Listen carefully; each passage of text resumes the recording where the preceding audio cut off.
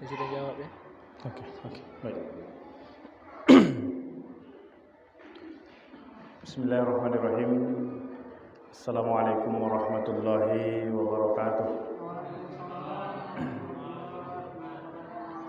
Alhamdulillahirabbil alamin. Nahmaduhu wa nasta'inuhu wa nastaghfiruh. Wa na'udzu billahi min shururi anfusina wa sayyiati a'malina. Man yahdihillahu fala mudilla lahu wa man yudlil fala hadiya lahu. Asyhadu an la ilaha illallah wahdahu la syarika lah wa asyhadu anna nabiyyana Muhammadan abduhu wa rasuluhu la nabiyya ba'dah wa la rasula ba'dah. Adal amanah wa ballagha risalah wa nasaha lil ummah wa kasafa Allahu bihil ummah. Allahumma salli wa sallim wa barik ala sayyidina Muhammadin wa ala alihi wa ashabihi wa mawalah. Subhanaka la ilma lana illa ma 'allamtana innaka antal alimul hakim. Rabbi shrah li sadri wa yassir li amri wahlul 'uqdatam min lisani yafqahu qawli.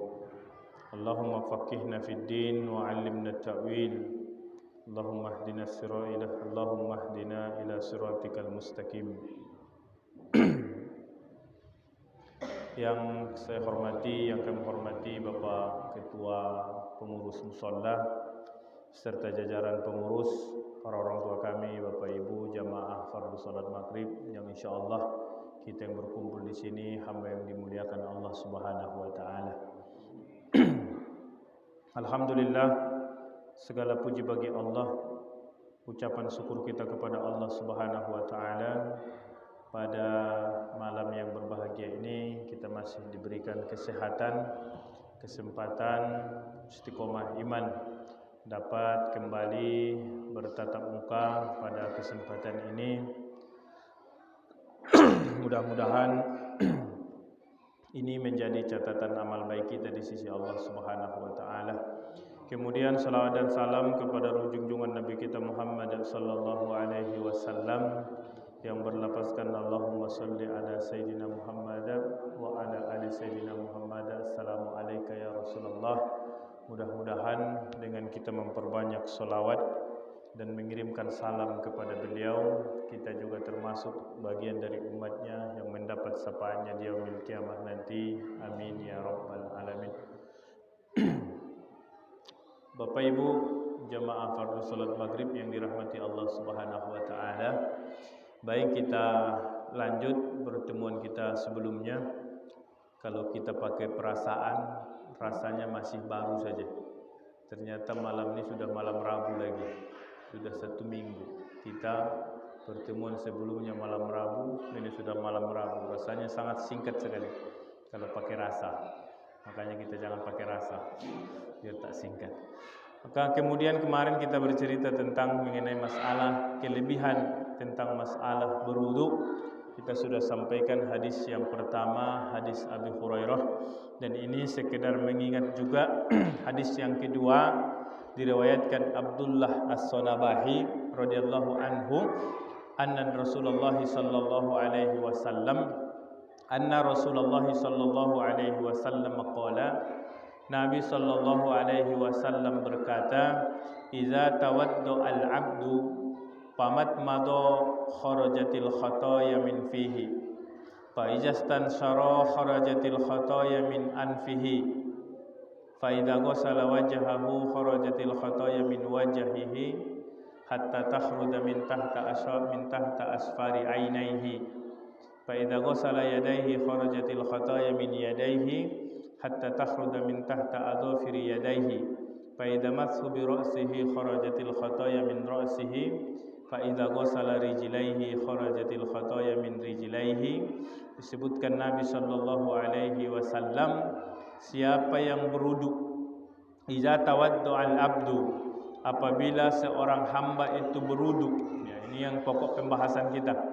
Apabila berwudu seorang hamba, famatmado, kemudian ketika dia berkumur-kumur, matmado, memasukkan air ke mulut, kemudian dia kumur-kumur, dia buang, kharajatil khataya man fihi, maka gugurlah dosa kesalahan pada mulutnya.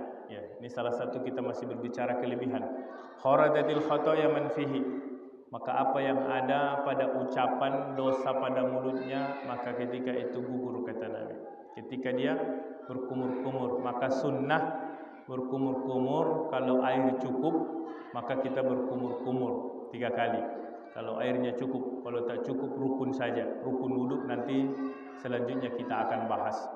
Fa iza stansara kharajatul khotoya min anfihi, ketika dia memasukkan air ke hidung, maka begitu juga kharajatil khotoya min anfih, maka gugur kesalahan dosa yang ada pada hidung, penciuman ya.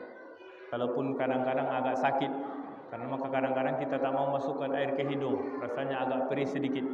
Kalau kumur-kumur oke lah, tapi kalau masuk air ke hidung rasanya kadang-kadang barsin atau batuk. Tapi ini disebutkan Nabi kharajatil khotoya istansara, istinsyar, dia masukkan air ke hidung kemudian keluarkan lagi ya. Dia masukkan air ke hidung, keluarkan lagi, istinsar namanya dalam berwudu ya. Wa idza ghasala wajhahu, ketika dia basuh mukanya, maka gugurlah dosa pada mukanya ya. Fa idza ghasala yadayhi, ketika dia basuh tangan, maka gugurlah kesalahan pada tangannya ya. Fa idza ghasala ra'sahu, fa idza massa bi ra'sihi, ketika dia menyapu sebahagian kepala, maka gugur juga dosa yang ada pada kepala. Fa idza ghasala rijlaihi, ketika dia basuh kaki sampai mata kaki, maka kemudian gugur jugalah dosa apa yang ada pada kakinya. Summa kana masihi ilal masjid wa salatuhun nafilah, kemudian dia datang ke masjid, kemudian dia salat kemudian dia salat sunnah. Nah, itu disebutkan Nabi, ketika Bapak Ibu kita berwudu, berkumur-kumur, kalau memungkinkan airnya untuk kita kumur-kumur, maka berkumur-kumurlah, karena itu sunnah. Kalaupun kata Utsman bin Affan kalau tidak salah, ketika dia berwudu, dia mencuci tangan, kemudian dia berkumur-kumur, kemudian dia masukkan air ke hidung sampai dia berwudu. Man tawaddo'a ka'udu'i hadza, kata Utsman, siapa yang berwudu seperti ini, maka Allah ampunkan dosanya.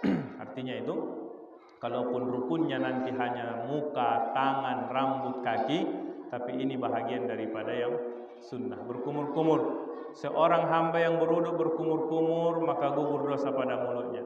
Orang yang memasukkan air ke hidungnya, gugur dosa pada hidungnya. Orang yang basuh mukanya, maka gugur dosa pada mukanya. Orang yang basuh tangannya sampai siku, maka gugur juga dosa pada tangannya. Orang yang menyapu sebahagian kepala, maka gugur juga dosa yang ada pada kepalanya.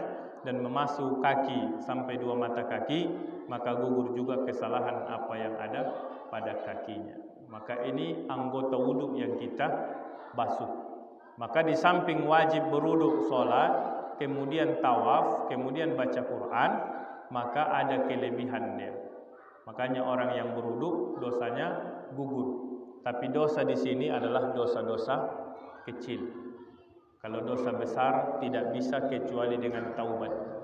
Ya. Dosa besar, orang yang tidak sholat dengan sengaja, orang yang durhaka kepada orang tua, kemudian orang yang tidak puasa dengan sengaja, maka itu bahagian daripada dosa besar. Orang yang minum khamar, orang yang berzina, mohon maaf, orang yang membunuh, maka tidak ada ampunan kecuali dia taubat. Tapi dosa-dosa kecil, dosa mata, kadang-kadang melihat yang tidak senonoh, yang disengaja atau tidak disengaja. Terima kasih. Ya. Dosa mata yang kadang-kadang sengaja atau tidak disengaja, kalaupun sebenarnya sering disengaja juga, nah, itu terhapus. Tangan, ya, kadang-kadang tak sengaja mukul orang, ya kan? Kemudian telinga pendengaran, mulut ucapan, yang kadang-kadang kita nggak sadar bercanda, rupanya orang sudah sakit hati dengan ucapan kita niatnya bercanda tapi yang mendengarkan serius. Maka dosa-dosa seperti itu bisa dihapuskan dengan berwudu. Sama dengan kita berkumpul seperti ini, berkumpulnya kita di sini bahagian daripada pengampunan dosa. Kita keluar dari sini, dosa diampunkan Allah Subhanahu wa taala, dosa-dosa kecil. Tapi jangan pula nanti habis dari sini kalau gitu dosa lagi. bohong lagi, menggunjing lagi, enggak. Ini bahagian usaha yang kita bisa lakukan. Sama kayak kata Nabi sudah pernah kita sampaikan, man qala subihata yaumal jum'ah qabla salatil ghadati, siapa yang salat beristighfar, siapa yang beristighfar di pagi hari Jumat qabla salatil ghadati, sebelum salat subuh, astaghfirullahalazim allazi la ilaha illa huwal hayyul qayyum wa atubu ilaihi salasa marratin ghufirallahu khotoyahu walau misla jabadil bahri. Siapa yang beristighfar 3 kali di hari Jumat sebelum salat subuh, maka Allah ampunkan dosanya kalaupun sebanyak buih di lautan. Ya. Makanya kita mengaji, kita tahu tempat-tempatnya. Yang bangun pagi salat subuh, sebelum salat subuh pagi hari Jumat, maka sempatkan setelah selesai salat sunnah 2 rakaat sebelum subuh, maka sempatkan mengucapkan istighfar 3 kali, ghufirallahu khotoyahu walau misla jabadil bahri. Allah ampunkan dosanya walaupun sebanyak buih di lautan. Tidak semua orang tahu. Maka karena kita mengaji, kita tahu, kita manfaatkan waktu-waktu itu. Sama kadang-kadang ketika kita belajar, saya dulu waktu kuliah sangat iri dengan teman saya itu. Iri dengan teman saya belajar habis-habisan, dia santai aja. Tapi nilai dia bagus pula. Nah, ternyata dia memang dia tahu tempat-tempatnya. Ini mau keluar, ini mau ini. Tahu dia tempat-tempatnya. Awal baca dari awal sampai akhir. Dia enggak. Ditengoknya aja. Karena dia rajin hadir kuliah. Ditengoknya tulisnya. Tengok tulisnya. Jadi awal baca dari awal sampai Z. Tak keluar juga kadang. Dia poin-poinnya saja. Jadi kita mengaji ini pun begitu. Kita tahu poin-poinnya. Di hari Jumat pagi sebelum salat subuh, tidak usah banyak, 3 kali. Astaghfirullahalazim allazi la ilaha illa huwal hayyul qayyum wa atubu ilaihi. Saya yakin kita hafal semua itu. Allah ampunkan dosanya walaupun sebanyak buih di lautan. Dosa yang diampunkan itu dosa-dosa dosa-dosa kecil. Kalau dosa besar taubat. Kita ini tak ada yang tak berdosa. Semua kita ini punya dosa. Yang berbicara ini lebih banyak dosanya daripada yang mendengarkan. Karena bercakap terus. Apa yang dirahmati Allah Subhanahu wa taala dan yang kami muliakan. Maka itu salah satu hadis yang kedua tentang kelebihan berwudu. Dosa mulut, dosa hidung, dosa muka, tangan, kepala, kemudian kaki. Baik. Ada beberapa hadis lain, cuma 2 poin hadis ini kita sampaikan dan mungkin yang lain kita cari, kita baca, mungkin ketemu dengan tentang kelebihan masalah berwudu. Baik yang dirahmati Allah Subhanahu wa taala dan yang kami muliakan. Maka poin ketiga, faraiduhu, apa-apa yang diwajibkan ketika berwudu. Ini kita masuk kepada poin. Ini sebenarnya mengulang saja.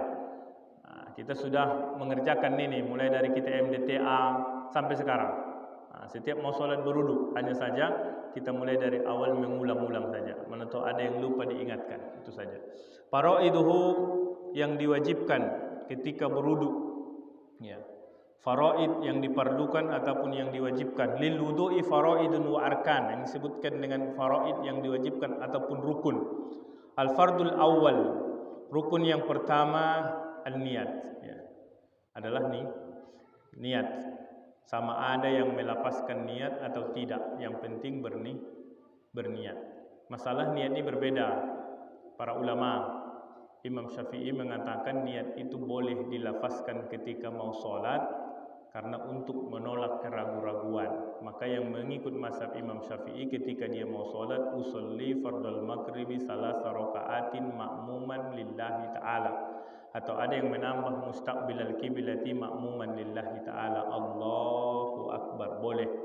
Ada yang tak pakai lapas, begitu dia sampai di masjid musola langsung Allahu Akbar, tapi niat tetap sama, ya, hanya berbeda pada lapas saja. Kita tidak permasalahkan nih, yang berlapas silahkan, yang tidak pakai lapas juga tidak apa-apa, ya, karena Imam Hanafi ketika ditanya, dia berpendapat tidak ada lafaz niat. Tapi ketika ditanya bagaimana orang yang melafazkan niat kalau dia orangnya ragu-ragu, maka kata dia boleh lidaf'il waswas. Kalau hanya untuk menolak keraguan-raguan maka boleh dilapaskan. Kita ni sering ragu-ragu. Kalau tak dilapaskan nanti niatnya Allahu Akbar. Begitu selesai takbir lipat tangan kita bingung. Ini solat zuhur apa solat asar nih? Ya. Tadi kita tidak lapaskan niat. Kita ini kan sering ragu-ragu apalagi waktu solat. Ini rakaat kedua apa ketiga nih? Ini 4 apa kelima nih. Ya, kadang-kadang muncul seperti itu. Maka kalau lidaf'il waswas kata Imam Hanafi dengan Imam Malik boleh dilapaskan. Tapi kalau Imam Syafi'i mau itu waswas mau tidak, maka lapas niat dilapaskan. Usolli fardul maghribi salasa raka'atin mustaqbilal qiblati ma'muman lillahi ta'ala. Bagi yang pakai lapas niat sama dengan wudu. Nawaitul wudu'a li rabbil hadasil asghar lillahi ta'ala. Yang tak pakai niat penting berniat, yang tidak dilapaskan niatnya. Ada yang tak dilapaskan niatnya langsung saja. Maka dua pendapat ini sepakat boleh. Dua-duanya diperbolehkan. Mau bapak ibu pilih yang pakai lapas niat silahkan. Mau pilih yang tidak pakai lapas niat juga silahkan. Ini kita tidak permasalahkan ini. Yang pakai lapas niat boleh, yang tidak dilapaskan niatnya tidak dikeluarkan boleh. Yang penting sama-sama berniat. Karena kata Nabi sallallahu alaihi wasallam, innamal a'malu binniyat. Hadis arba'in pertama. Innamal a'malu binniyat. Amal itu diawalin dengan niat, ya. Maka di tengah hadis ini kata Nabi, siapa yang manhadara, siapa yang berpindah dari Makkah karena Allah, maka dia akan mendapati Allah dan Rasulnya. Dan siapa yang berniat limra'atin yusibuha aw yunkihuha fahijratuhu ila ma hajara ilaih. Siapa yang berniat pindah dari Makkah ke Madinah karena dunia atau karena perempuan dia ingin menikahinya, fahijratuhu ila ma hajara ilaih. Maka apa yang dia niatkan itulah yang dia dapat. Ya. Kata Nabi, niat adalah awal dari semua pekerjaan. Kalau niatnya karena dunia pindah dari Makkah ke Madinah, dia dapati dunia. Kalau niatnya pindah dari Makkah ke Madinah karena perempuan dia ingin menikahinya, maka dia dapatkan itu. Kenapa Nabi katakan itu di tengah-tengah hadis ini? Karena ada dua orang yang sebelumnya ketika mau pindah ke Madinah, ada dua orang yang ngobrol. Yang satu dia ngomong kepada temannya, saya nanti kalau sampai di Madinah saya pengen bisnis lagi, usaha lagi. Karena bisnis tinggal di Makkah, tak dibawa ke Madinah. Yang satu lagi ngomong, saya juga nanti kalau sampai di Madinah saya ingin menikah lagi. Karena bini dia tinggal di Makkah, tak mau ikut hijrah, bukan mau nambah lagi ya. Nah, perlu digaris bawahi, jangan mau nambah, mau nikah lagi karena memang bininya tinggal. Maka kata Nabi, siapa yang hajara di dunia yusibuha aw li imra'atin yankihuha fa hijratuhu ila ma hajara. Siapa yang niatnya pindah ke Madinah karena dunia, siapa yang niatnya pindah ke Madinah karena urusan perempuan dia ingin menikahinya, maka apa yang dia niatkan itulah yang dia dapatkan. Maka innamal a'malu binniyat. Maka amal itu diawalin dengan niat. Tapi niat ni Bapak Ibu tak ada yang tahu kecuali kita. Tak ada yang tahu kecuali kita dengan Allah. Ini urusan hati. Tak ada yang tahu isi hati kita. Bapak Ibu tak tahu niat saya datang ke sini apa. Saya pun tak tahu niat Bapak Ibu hadir di sini. Yang penting saya baik sangka. Niatnya untuk saling berbagi. Mungkin Bapak Ibu juga baik sangka dengan saya. Itu urusan kita dengan Allah. Adanya di dalam hati. Maka kata Allah, kata Nabi, Allah tidak melihat seseorang itu dari bentuk rupanya, tak melihat dari keturunannya. Yang penting dilihat Allah itu qulubikum wa a'malikum. Allah hanya melihat manusia itu hatinya dan amalnya. Jadi yang dilihat Allah hati ini. Maka kata Nabi, yauma la yanfa'u malun wala banun illa man atallaha biqalbin salim. Ada waktunya nanti tak ada manfaatnya harta. Punya banyak harta tak ada manfaat lagi. Wala banun, anak-anak tak bisa lagi. Illa man atallaha biqalbin salim, kecuali kita yang datang kepada Allah biqalbin salim, hati yang penuh dengan keselamatan. Maka hati ini penting.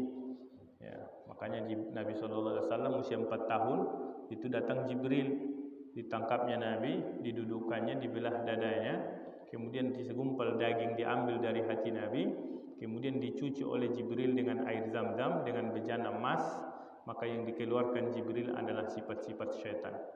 Setelah itu dimasukkan lagi, ditutup lagi oleh Jibril. Ketika mendengarkan ini, maka ibu susunya Nabi Muhammad, Halimah, kemudian dia takut. Halimatus Sa'diyah ni takut. Ini terjadi kenapa-napa dengan Nabi Muhammad ini, saya tanggung jawab ini. Karena Nabi Muhammad ini diambil ke Makkah untuk dia susui. Karena Nabi Muhammad ibu susunya dua. Yang pertama Suwaibah, yang kedua Halimah. Suwaibah ni yang pernah menyusui Hamzah, paman Nabi. Halimah ni tempat susunya Nabi sallallahu alaihi wasallam selama 4 tahun. Maka dipulangkanlah Karena dia takut nanti ada malaikat makhluk yang mereka tidak tahu siapa makhluk itu, dibelah dada Nabi, kemudian diambil segumpal daging, dibersihkan, ditutup lagi, hidup lagi. Maka karena takutnya Halimah seperti itu, dia pulangkanlah Nabi sallallahu alaihi wasallam ke pangkuan ibunya, yaitu Aminah. 6 tahun usia Nabi, meninggal ibunya Aminah. Tinggallah dengan kakeknya Abdul Muthalib. Maka dikeluarkan. Maka Nabi SAW tak ada sifat iri, tak ada sifat sombong, tak ada sifat-sifat iri hati, congkak dan lain sebagainya. Ini semua penyakit hati. Kita yang di sini pun saya yakin tak ada. Tak ada di sini iri hati. Di sini kita semuanya susah melihat orang susah, senang melihat orang senang. Disingkat jadi SMS. Senang melihat orang susah, susah melihat orang senang. Itu kebalikannya, jangan begitu. Kita senang melihat orang senang, susah melihat orang susah. Jangan sebaliknya, susah melihat orang senang, senang melihat orang susah. Itu tak betul. Itu urusan hati. Maka yang pertama niat, ini adalah urusan hati. Ya, kita jaga, makanya ada lagunya, jagalah hati. Ya, jangan kau nodai kan, karena hati ini luar biasa. Maka kata innal kalama la fil fuad. Sesungguhnya ucapan kita itu adanya di hati. Wa innama ju'ilal lisan, hanya saja dijadikan lisan ini untuk mengucapkan apa yang ada pada hati. Karena kalau dalam hati kita orang tak paham, makanya ada lisan. Ya, kalau kita simpan dalam hati, saya mau pergi itu kan orang tak tahu. Tapi ketika kita ucapkan dengan lisan, saya mau pergi nanti habis isya, berarti orang tahu. Maka dijadikan lisan ini untuk mengucarakan apa yang ada pada hati. Maka yang pertama niat, sepakat kita. Mau dilepaskan niatnya silahkan, mau tidak dilepaskan juga silahkan. Yang penting rukun pertama adalah niat. Kemudian yang kedua, ghuslul wajahi, membasuh muka. Ya. Ghuslul wajahi, membasuh muka. Ya, ini rukun yang kedua. Setelah berniat, kemudian membasuh muka. Muka ini mulai dari tumbuhnya rambut. Kalau samping ini daun telinga kiri kanan, kemudian sampai dagu, itu yang disebutkan dengan muka. Jadi ketika berwudu ini semua harus kena, tak boleh tidak kena nih. Ujung rambut sampai telinga kiri kanan nih, kemudian dagu. Ya. Itu wajib kena, disunnahkan 3 kali. Kalau tak cukup air sekali boleh, marratan wahidah. Kalau kita mungkin posisi tidak ada air, hanya 1 botol aqua, maka boleh sekali saja. Tapi kena semuanya. Tapi karena kita banyak air, maka sunnah 3 kali. Sekali tak kena, kedua kali sampai 3 kali. Harus kena muka. Ini yang disebutkan dengan muka. Mulai dari tumbuhnya rambut sampai telinga kiri kanan nih, ada daun telinga nih, kemudian sampai dagu. Ini batas gigi tulang rahang nih. Itulah batas muka yang wajib terkena air. Disunnahkan 3 kali karena kita banyak air. Insyaallah kalaupun kemarau kita ada persiapan air karena kita beli mungkin dan lain sebagainya, atau mungkin punya sumur bor kita, maka disunnahkan 3 kali. Itu yang kedua, ghuslul wajahi yang kita sebutkan di awal. Kata Allah, wa idza kuntum ila sholati faghsilu wuduhakum, basuh muka. Kemudian wa aydiyakum ilal marafiq, kemudian tangan sampai siku. Di sini kadang-kadang yang banyak, apalagi bajunya agak ketat, buka baju nggak enak, disingkat bajunya, kadang-kadang nggak sampai siku. Kalau ini tidak sah. Ya. Kadang-kadang kita lihat baju-baju dinas atau baju seragam, pakaian-pakaian kantor mungkin kurang-kurang dibuka baju tak enak, tapi dilipat tak sampai. Maka ini sudah sering kita sampaikan, maka harus sampai siku. Basuh tangan sampai siku 3 kali. Ya, masalah dari ujung sampai ke sini sebenarnya ini pembatasan. Ayat Quran ini menyebutkan pembatasan yang dibasuh tangan itu dari ujung sampai siku. Kalaupun dia basuh dari siku sampai ujung jari tetap sah. Hanya saja Al-Quran mengajarkan dari jari sampai siku, sunnah. Itu yang diceritakan sama Ustaz Somad itu. Beliau pernah ketemu dengan seorang dokter, jadi mengenai masalah cuci tangan ini dalam berwudu. Maka dia juga sampaikan, dokter ini bilang juga, mereka juga ketika ingin operasi, maka cuci tangannya itu dari atas ke bawah. Alasan mereka khawatir kalau cucinya ke atas, khawatir bakteri itu ada menempel di ujung jari mereka. Kalaupun pakai kaos tangan, maka mereka nyucinya dari sini sampai ke siku. Berarti ada hikmahnya kenapa Al-Quran mengajarkan bahwa cuci tangan itu dari ujung sampai siku. Nah, itu sunnah. Ada untungnya. Bukan tidak ada semata-mata Al-Quran ini mengatakan basuh tangan sampai siku. Artinya tapi kalau dia basuh dari atas ke ujung jari pun kalau wudhu tetap sah. Ini menunjukkan hanya pembatasan tangan yang dibasuh. Karena kalau nggak disebutkan pembatasannya sampai mana tangan, maka apakah sampai lengan sampai ketiak, maka dibatasi sampai kepada siku. Tapi kalau memungkinkan tempat wudhunya maka cuci dari ujung sampai ke siku. Kalau kamar mandinya agak tinggi bisa. Tapi kadang-kadang ada kamar mandi agak rendah tempat wudhunya. Kalau kita paksain juga dari atas, siku ini kandas ke lantai atau kandas ke semennya, maka tetap dari atas ke bawah itu sah. 3 kali juga sunnah. Nah, tangan sampai siku. Jangan tidak sampai ke siku. Kalau tidak sampai, kadang-kadang kita perhatikan karena mungkin keterbatasan ataupun mungkin kurangnya, mohon maaf, mungkin karena keterbatasan ilmu, ada juga kadang-kadang kita lihat cuci-cuci sudah selesai. Kalau tidak sah wudhunya, tidak sah sholatnya. Ya, kalau tidak sah wudhu, tidak sah sholat. Maka wudhu itu harus sempurna. Kemudian tangan 3 kali. Tangan 3 kali sebelah kanan, kemudian baru sebelah kiri. Itu yang kedua. Itu yang ketiga. Yang kedua basuh muka, yang ketiga basuh tangan, yang keempat masur ro'si, menyapu sebahagian kepala.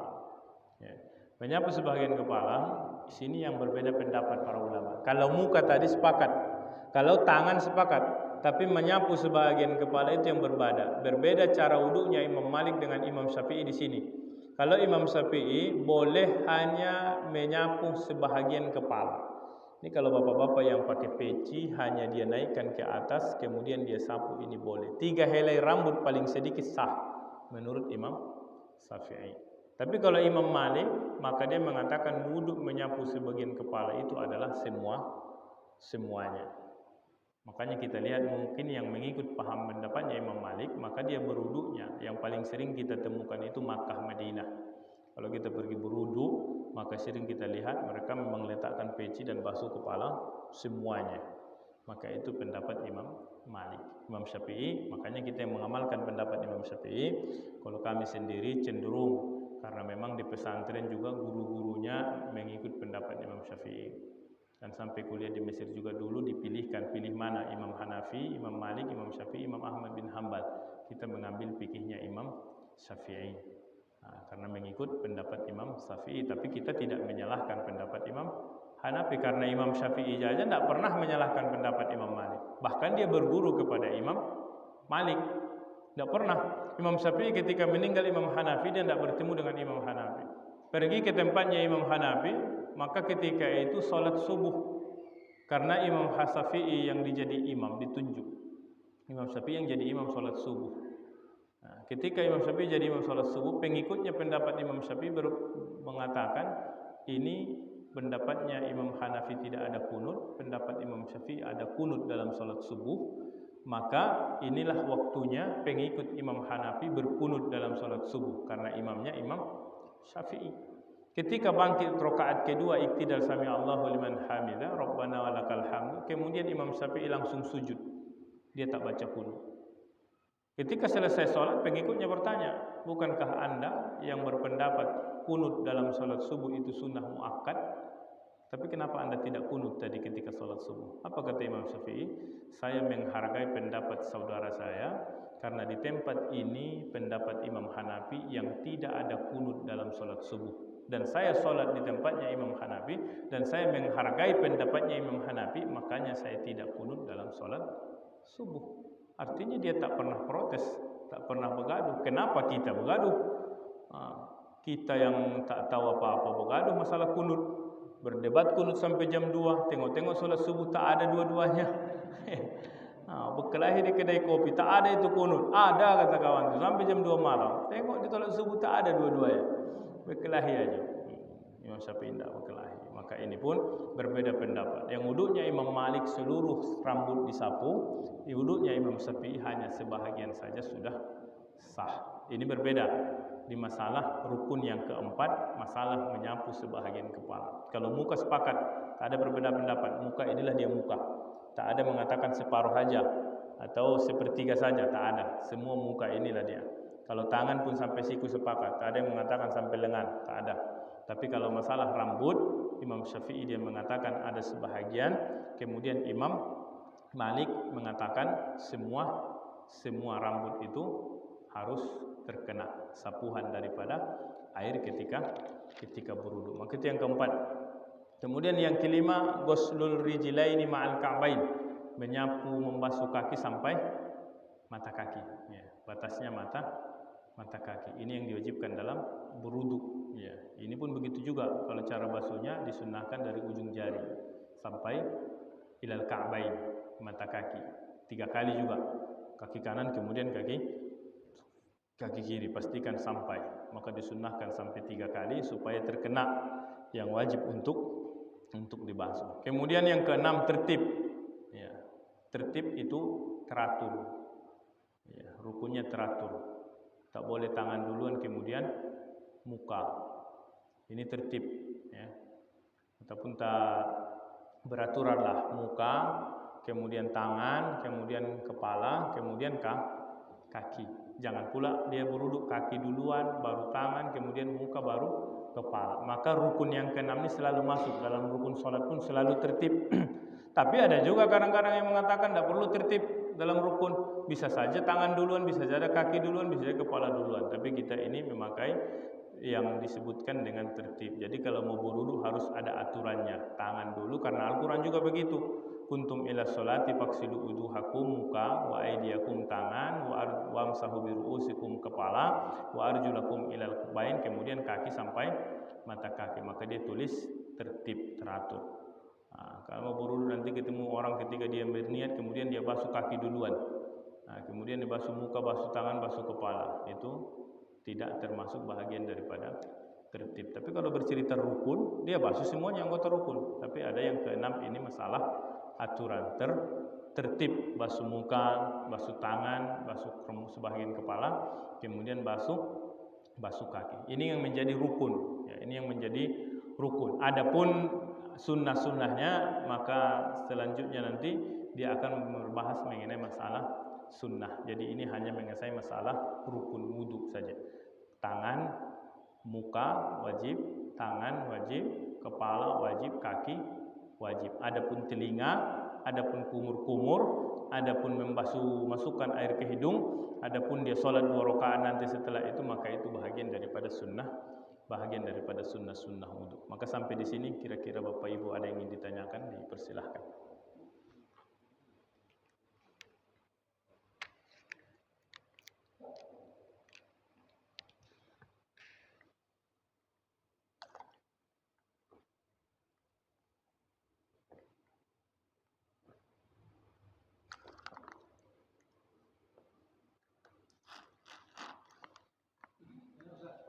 Baik, Pak. Ada laki-laki dewasa yang dengan sengaja tidak melaksanakan sholat Jumat, tapi beliau melaksanakan sholat zuhur di rumah. Iya. Bagaimana menyikapinya, Ustaz? Alasan dia tidak sholat Jumat itu, Pak? Ada Bapak pernah ngobrol? Apa alasan? Enggak. Alasan dia dengan Bapak, misalkan ada pernah ngobrol enggak, kenapa enggak sholat Jumat? Ada kadang, mohon maaf, ini ada paham yang dia tidak mau sholat Jumat karena sholat Jumat itu di Indonesia ini khutbahnya pakai bahasa Indonesia. Dia tak mau sholat kalau khutbah itu bahasa Indonesia, karena yang sholat itu khutbah itu bahasa Arab. Ada paham begitu. Nah, apakah termasuk itu? Bisa jadi alasan dia, saya nggak mau sholat Jumat lah di situ. Kenapa? Khutbahnya bahasa Indonesia. Di masa Nabi tak ada khutbah bahasa Indonesia. Bisa jadi. Nah, itu ada paham begitu, tapi itu tidak diikuti. Ada juga sebagian. Jadi mereka kalau khutbah bahasa Arab, paham tak paham itu bahasa Arab. Nah, apakah alasan itu? Nah, alasan itu, pemahaman itu ada, tapi tidak dibenarkan. Laki-laki itu wajib sholat Jumat. Ya. Tak boleh, Pak. Dia tak boleh. Yang tak boleh sholat Jumat itu hanya musafir saja. Kalau dia musafir, boleh dia tidak sholat Jumat. Boleh dia jamak zuhur dengan asar.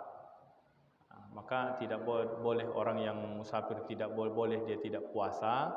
Orang yang musafir boleh dia menjamak sholat. Orang yang musafir boleh dia tidak sholat Jumat.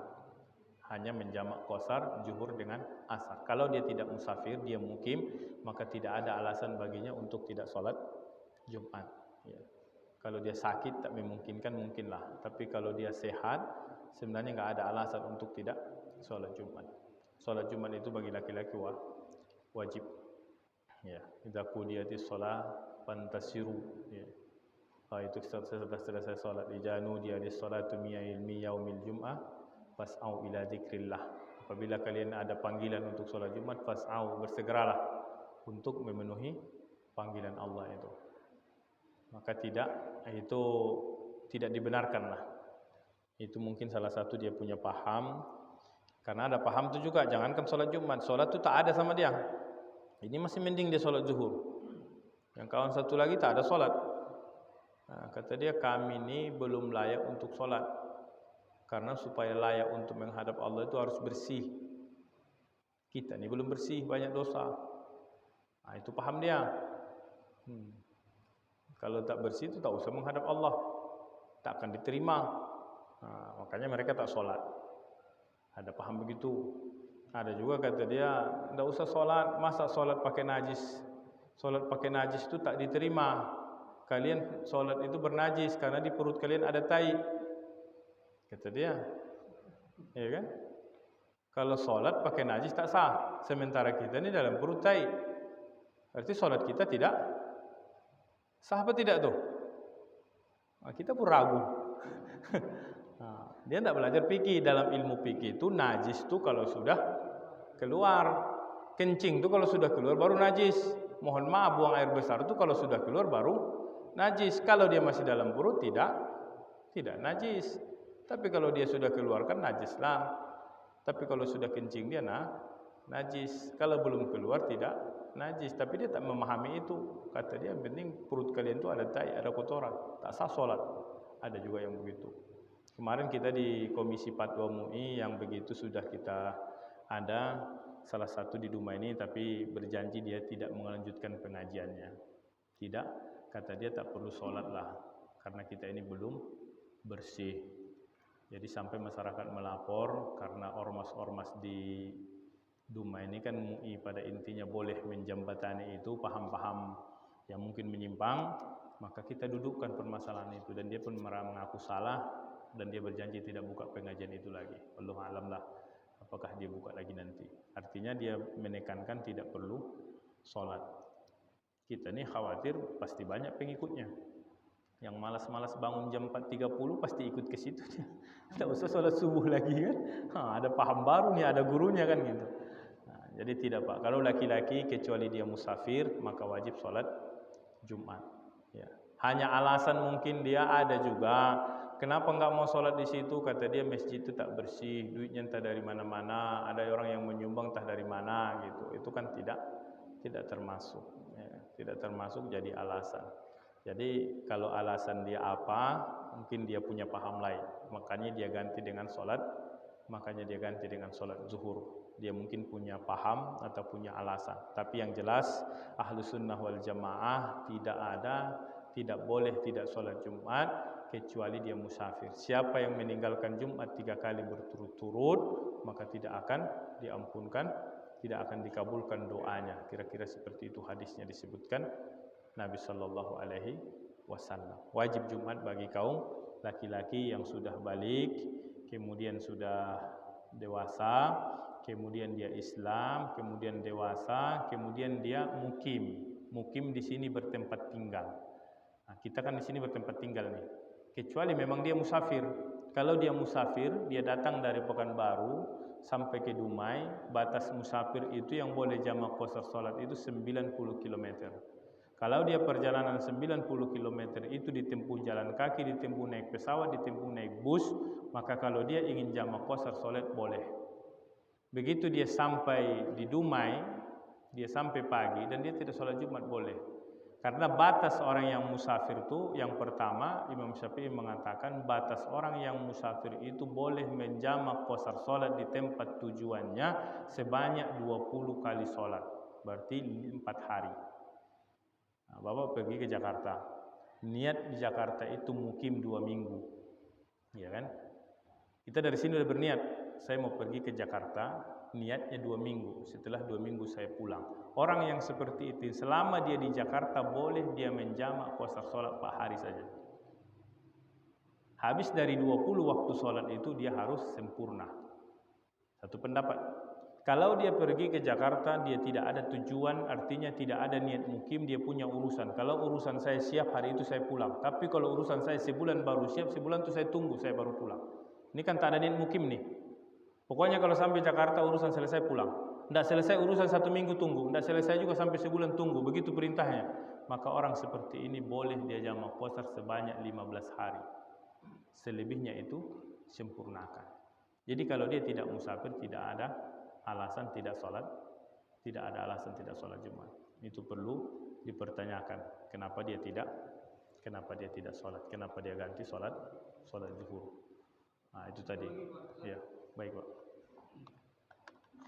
Ada paham yang mengatakan bahwasanya kalau umur sudah melewati 70 tahun, tidak ada lagi kewajiban sholat baginya. Bagaimana Pak? Enggak Pak, itu tidak. Kecuali yang gugur sholat itu tadi itu dia. Kecuali orang yang sudah uzur, dia sudah punya uzur ingatan, ya. Jadi dia sudah. Jadi 3 nih. Yang pertama anak-anak sampai dia dewasa. Yang kedua orang yang tidur sampai dia bangun. Yang ketiga orang yang hilang akal. Hilang akal di situ bisa jadi pikun. Jadi dia nggak ingat. Udah sholat udah, padahal belum. Kadang-kadang sudah sholat lagi dia. Maka orang seperti ini punya uzur. Tapi tidak patokan umur. Ya, tidak patokan umur. Bisa jadi orang uzur itu usianya 50 tahun dia sudah uzur. Karena mungkin dulu banyak makan obat dan lain sebagainya. Dia sudah pikun, tak ingat lagi. Nah, kadang-kadang buka baju, kadang-kadang apa semuanya sudah mulai hilang akal. Jadi umur tak patokan. Kalau di umur 70 saja dia tidak uzur, maka tetap wajib sholat. Sampai dia ada uzur, hilang akal misalkan. Mohon maaf dia gila ataupun gilanya masih kadang-kadang ingat, kadang-kadang tidak, maka itu lepas kewajibannya. Kata Nabi rufi al-qalamu an salasin, pena itu diangkat 3 golongan, tidak dicatat baginya kebaikan, tidak dicatat keburukan, ada 3 golongan. Yang pertama anak-anak sampai dia dewasa. Anak-anak kita ini sampai dia dewasa, mau dia sholat, mau tidak sholat, mau dia habis mandi dari kamar mandi, lari telanjang ke halaman rumah, tak dicatat nih. Tapi kalau bapak-bapak ini jangan coba-coba, bawa pula ke Panam nanti sakit jiwa. Itu yang pertama. Yang kedua, an-naim hatta yastaiqadha, orang tidur. Dia tidur jam 10, kemudian bangunnya jam 5. Berarti lewat zuhur. Nah, maka dia sholat. Fal yusalli idza dzakaraha. Sholat tadi itu dia tak berdosa, dia sholat setelah dia bangun. Hatta yastaiqadha. Orang yang tidur itu tak ditulis dosa, tak ditulis kebaikan. Makanya kalau ada orang tidur samping kita ngigau dia mencarut, biar aja. Tak ditulis tuh. Tahu dia biasa mencarut sebelum tidur, pas tidur mimpi dia mencarut-carut dia. Pukul aja kakinya supaya dia bangun. Tak berdosa. Kemudian yang ketiga, al-majnunu hatta ya'kila. Orang yang gila sampai dia berakal. Jadi gila di sini bisa hilang akal total, bisa juga orang yang sudah lemah ingatan. Jadi umur itu jadi potokan. Ada orang umur 100 tahun masih sehat dan itu tetap wajib sholat. Tak wajib Pak. Tak ada pembatasan. Kecuali tadi dia ada uzur syar'i yang menyebabkan dia tidak sholat. Ada uzur, berwudu pun dia tak tahu lagi. Kadang-kadang sudah berwudu pun dia buang angin dan sebagainya. Artinya orang pikun lah. Kalau begitu, kalau dia sholat ingat dia. Kalau nggak ingat dia sudah tak masalah. Karena memang sudah ada uzur syar'i yang menyebabkan dia tidak sholat. Tapi kalau dia sehat, ingatannya kuat, makannya banyak, itu tak ada alasan untuk tidak sholat. Kalaupun usianya 80 tahun, tak ada pembatasan. mulai dari dia akil balik sampai dia meninggal dunia, kecuali ada uzur. Orang yang puasa dia tidak boleh puasa karena mungkin sakit terus, dia tak sanggup puasa, udah 5 tahun nih sakit terus, maka puasa itu tak wajib dia ganti, hanya bayar fidyah saja, ya kan? Bayar fidyah. Tapi kalau dia sakit hanya di bulan puasa saja, seminggu setelah puasa dia sakit 4 hari, nanti puasa itu ganti setelah selesai Ramadan. Jadi ada uzur yang menyebabkan dia tidak bisa puasa, lemah. Jadi ini pun ada uzur yang menyebabkan dia tidak bisa sholat. Salah satunya hilang ingatan. Ya. Kalau masalah uzur fisik, tak bisa dia berdiri duduk, tak bisa dia duduk tidur, tak bisa dia tidur isyarat main mata, tak bisa lagi main mata disolatkan. Itu terakhir. Tak bisa dia berwudu tayamum, ya kan? Tak bisa dia megang air tayamum. Siapkan debu tanah untuk dia tayamum. Kalau untuk masalah fisik, kalau sholat ini tak ada keringanan, kecuali uzur akal. Ya, bisa jadi hilang akal total, memang dia tak ingat sama sekali, bisa. Nah, kadang-kadang dia ingat, kadang-kadang dia tak ingat, maka itu tidak lagi ditulis. Tapi kalau hanya dia patokan umur saya, maka tidak termasuk alasan untuk tidak sholat. Allahu a'lam.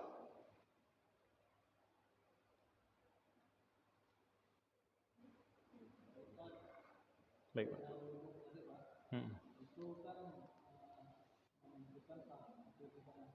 Baik. Air wudhu yang kita ambil tadi itu sisanya itu masih dikatakan bersih, suci atau tidak kotor, Pak? Soalnya saya sering ambil wudhu, kadang yang di sebelah tuh kuat ini kan, jadi air sisa dari sucian itu mengenai kita. Apakah kita itu berwudhu lagi atau ya tidak salah lagi? Ya, dia kalau masalah air ini, dia kan ada air suci dan mensucikan. Ada air suci tapi tidak mensucikan. Ada air bernajis.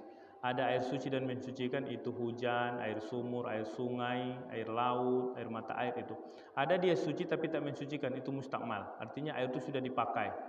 Air sudah 1 ember, tidak cukup daripada 2 kullah.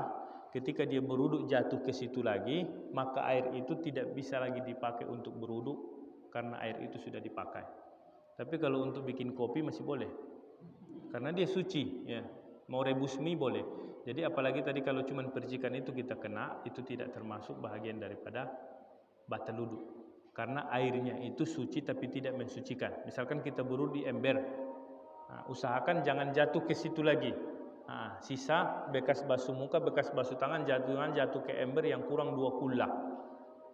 Karena itu air mustakmal namanya, air yang sudah dipakai. Air itu tetap suci tapi tidak bisa mensucikan. Ya. Kalau posisi air itu suci, boleh kita minum, boleh kita masak, tapi dia tidak bisa mensucikan tadi, tidak bisa dipakai untuk berwudu, tidak dipakai untuk bisa mandi besar karena airnya kurang daripada 2 kullah. Jadi kalau keran yang kita buka percikannya kena kita, itu tidak masalah, itu tidak najis dan tidak membatalkan wudu. Baik, mungkin itu saja Bapak Ibu. Ke pertemuan selanjutnya kita sampaikan, karena memang kita loncat langsung ke wudu, tidak membahas mengenai masalah air. Baiklah, nanti kita saling tanya jawab. Mudah-mudahan bisa kami jawab. Kalau bisa kami jawab, nanti PR ini kan rutin, bisa kami tangguhkan, dan pertemuan-pertemuan selanjutnya bisa kita jawab. Dan ini pun jangan padakan apa yang kami sampaikan. Mungkin ada guru-guru kita yang lain, silahkan kita ini seperti ini. Yang penting jangan pemecah belah saja. Jangan pemecah belah, ini begini, enggak. Pokoknya amalkan, masing-masing punya mazhab dan masing-masing punya dalil. Selagi masih ada dalil, maka itu kita ikuti. Yang tidak ada dalil baru kita tidak mau ikut. Kalau masih ada dalil Quran, masih ada dalil hadis, masih ada dalil ijma', masih ada qiyas, masih ada pendapat para ulama, maka kita amalkan. Kalau memang masih ada ma hadiyadul dalil, ada yang dia menunjukkan dalil di situ. Mungkin itu saja, kita sudahi pertemuan kita ini dengan doa kafaratul majlis. Subhanakallahumma bihamdik, asyhadu an la ilaha illa anta, nastaghfiruka wa natubu ilaih. Walhamdulillahirabbil alamin. Assalamualaikum warahmatullahi wabarakatuh.